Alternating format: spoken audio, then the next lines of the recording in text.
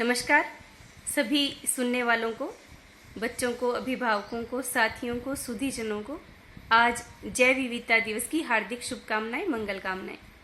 आशा करती हूँ कि इस महामारी के समय में आप सभी स्वस्थ होंगे, निरोगी होंगे और अपने अपने कार्य जो हैं अपने अपने स्थानों से कर रहे हैं। बच्चों, आज हम बात कर रहे हैं जैव विविधता की। जैव विविधता क्या है? सभी लोग जानते हैं कि हम मनुष्य, जीव जंतु, पेड़ पौधे, प्रकृति के जो भी उपादान हैं, जो भी अवयव हैं, जो भी हिस्से हैं, वो सारे जैव विविधता में आते हैं। हमें लगता है कि ये पेड़ पौधे, जीव जंतु जो हैं, ये ही जैविक संपदा है, पर मनुष्य भी एक जीव है और ऐसा जीव जो अपने आप को समझता बहुत शक्तिशाली है, बहुत बुद्धिमान है, पर वास्तविकता कुछ अलग है। सबसे ज़्यादा निरीह या ये कहें कि दूसरों पर आश्रित होकर जीने वाला एक परपोषी जीव मनुष्य है। हम सब जानते हैं कि पेड़ पौधे, जीव जंतु जो हैं वो अपना भरण पोषण स्वयं कर सकते हैं। अपने पालन पोषण के लिए इतने आश्रित दूसरों पर नहीं है जितना मनुष्य है।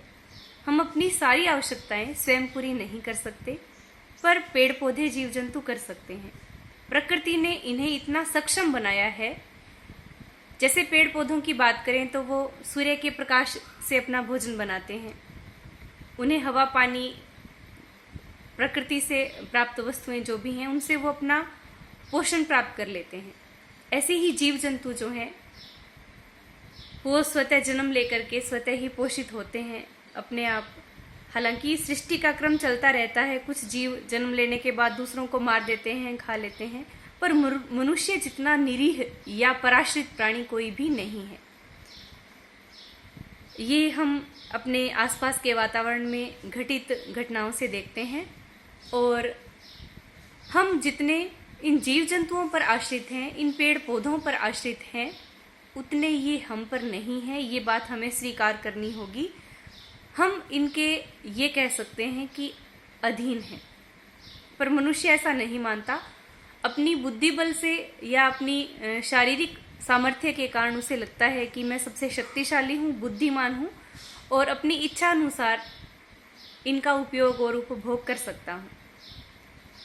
ऐसी सोच के कारण ही प्रकृति के साथ जो तालमेल या संतुलन होना चाहिए, जैसा व्यवहार होना चाहिए, वो मनुष्य का अब नहीं रहा है।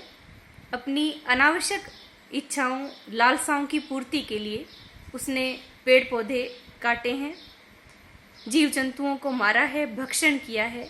अपने घर की साज सज्जा में भी उन्होंने पेड़ पौधों को, जीव जंतुओं को मार करके, काट करके घरों को सजाने में, अपने शरीर को सजाने में, या फिर ये कहें कि अपनी अनावश्यक इच्छाओं की पूर्ति में उन जीवों को मार करके खाया है। प्रकृति ने मनुष्य को ऐसा बनाया है, वो एक शाकाहारी जीव है, फिर भी मनुष्य इन जीवों को मारता है, खाता है, इनका भक्षण करता है। ऐसे निरीह जीव जंतु या ऐसे जीव जंतु जो हमें कतई नुकसान नहीं पहुंचाते, इस सृष्टि की सुरक्षा के लिए, इस सृष्टि की, प्रकृति की साफ सफाई के लिए हमारे लिए इतने उपयोगी हैं और हमें ये लगता है कि ये अनावश्यक ही इस धरती पर हैं, इनकी संख्या बढ़ जाएगी, ऐसी दुहाई मनुष्य देता है और ऐसे जीवों को मार करके खा जाया करता है। क्या कभी विचार किया है कि इतने मनुष्य बढ़ रहे हैं, इतनी संख्या मनुष्य की यानी जनसंख्या बढ़ती जा रही है, उनको अगर मारकर खाया जाए तो शायद कुछ जनसंख्या कम हो जाए, पर ऐसा हम नहीं करते क्योंकि कुछ नियम हैं, कुछ कानून हैं, उनसे हमें डर है। परंतु ये जो जीव जंतु हैं जिनके लिए ऐसे कोई कानून नहीं है, या बेचारे ये कहें कि ये इतने भोले हैं, अपना बचाव नहीं कर सकते, मजबूर हैं, तो उनको मनुष्य मार देता है, इन पक्षियों को मार देता है, खा जाता है। ये कहाँ उचित है? पेड़ पौधों को काट लेता है, थोड़े से स्वार्थ के लिए इतने बड़े बड़े पेड़ पौधे काट दिए जाते हैं, जिनको पलने में, जिनको विकसित होने में कितना समय लगता है, कितना कुछ हमें ये देते हैं। सिर्फ छाया नहीं, सिर्फ फल नहीं, सिर्फ फूल नहीं, ये ईंधन के साथ साथ हमें जो ऑक्सीजन देते हैं, जिसके बिना हम शायद कुछ मिनट भी जिंदा नहीं रह पाते, तो ऐसे पेड़ पौधों के साथ ऐसी निर्ममता, ऐसी क्रूरता हम करते हैं, ये बिल्कुल भी उचित नहीं है। इन जीवों के प्रति हमारे मन में दया भाव हो, इन पेड़ पौधों के प्रति वैसा ही भाव हो जैसा अपनी संतान के प्रति, अपने परिवार के लोगों के प्रति, या ये कहें कि जिन लोगों से हम सबसे ज़्यादा स्नेह करते हैं, उतना ही श्रेष्ठ भाव अगर हमारे मन में इन जीवों के प्रति, इन पेड़ पौधों के प्रति होगा, तभी प्रकृति सुरक्षित रह पाएगी। बच्चों, सभी अपने आसपास घटित घटनाओं से, या ये कहें कि हमने अपने माहौल में ये देखा है, जिस व्यक्ति को कुछ अधिकार दिए जाते हैं, नेतृत्व दिया जाता है या मुखिया बनाया जाता है, तो सब लोग उससे ये उम्मीद करते हैं कि वो हमारी रक्षा करे, हमारे लिए प्रयास करे, या अपना श्रेष्ठतम जो है वो हमें प्रदान करे। तो क्या प्रकृति ने ऐसा मनुष्य के साथ नहीं किया? प्रकृति ने सबसे ज्यादा बुद्धि जो है मनुष्य को दी है।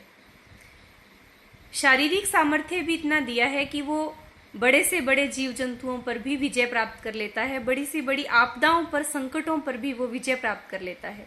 जब ये बुद्धि बल और शारीरिक बल प्रकृति ने मनुष्य को दिया है, तो ये मनुष्य की नैतिक जिम्मेदारी हो जाती है स्वाभाविक रूप से कि वो प्रकृति की अन्य वस्तुओं की रक्षा करे। जैसे एक राजा अपनी प्रजा का संरक्षण करता है, वैसे ही मनुष्य इन जीव जंतुओं का, पेड़ पौधों का संरक्षण करे।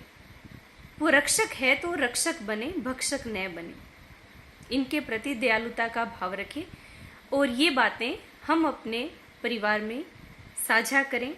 अपने से छोटे बच्चों में ये संस्कार डालें, चाहे संतान है, चाहे छोटे बहन और भाई हैं, या परिवार में बड़े लोग मान लिया वो नहीं जानते हैं या उनका व्यवहार कुछ अलग है, तो उनको ये बातें बताएं कि क्यों पेड़ पौधे जरूरी हैं, जीव जंतु क्यों जरूरी है।